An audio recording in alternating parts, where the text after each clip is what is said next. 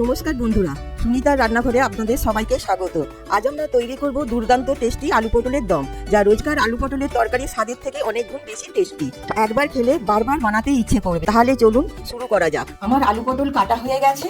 পটলগুলোকে করেছি এইভাবে দু টুকরো, আর আলুগুলোকে এইভাবে কেটে নিয়েছি। গ্যাসটা জেলে কড়াটা গরম করতে দিলাম।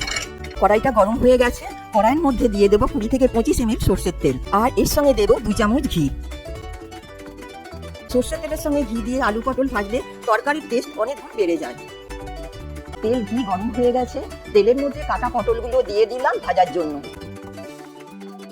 পটলগুলো ততক্ষণ ভাজবো যতক্ষণ না পটলের গায়ে হালকা লালচে ভাব আসে। পটলগুলোতে লালচে ভাব এসে গেছে। এবার আমি একটা প্লেটে তুলে নেব। একই তেলের মধ্যে কেটে রাখা আলুগুলো ভাজতে দিয়ে দেব। আলুগুলো পটলের মতন লালচে করে ভেজে নেব। আলুগুলোতে হালকা লালচে ভাব এসে গেছে। এবার প্লেটে তুলে নিচ্ছি। এবার একই তেলের মধ্যে দেব 2টো শুকনো লঙ্কা, 2টো তেজপাতা, সামান্য গোটা জিরে। এইগুলো 10 থেকে 15 সেকেন্ডের জন্য ভেজে নেব।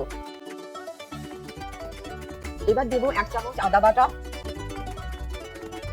এবার দেব 1/2 চামচ হলুদ গুঁড়ো, 1/2 চামচ জিরে গুঁড়ো, 1/2 চামচ ধনে গুঁড়ো, 1 চামচ কাশ্মীরি লঙ্কা গুঁড়ো। এবার সমস্ত মশলাগুলো 30 থেকে 40 সেকেন্ড লো ফ্লেমে ভেজে নেব।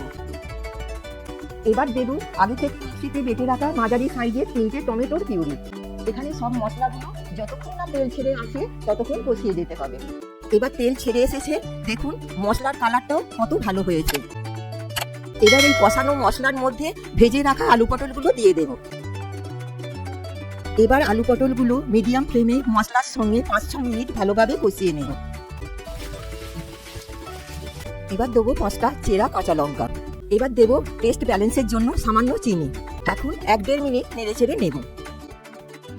এবার দিয়ে দেব জল, যাতে আলু পটলগুলি মোটামুটি ডুবে যায়। এবার দেব স্বাদ মতন নুন। এবার আলু পটল সিদ্ধ হবে 10-12 মিনিটের জন্য ঢাকা দিয়ে দিলাম। এবার এর মধ্যে দিয়ে দেব 1/2 চামচ গরম মশলা, আর দেব কুচনো ধনে পাতা।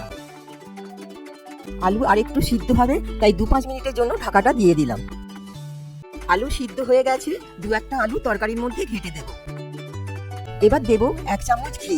এই তরকারিটা ভাত, রুটি, লুচি, পরোটা সবকিছুর সাথেই খেতে ভালো লাগে। দর্শক বন্ধুরা, আজকের ভিডিওটা কেমন লাগলো অবশ্যই কমেন্ট করে জানাবেন।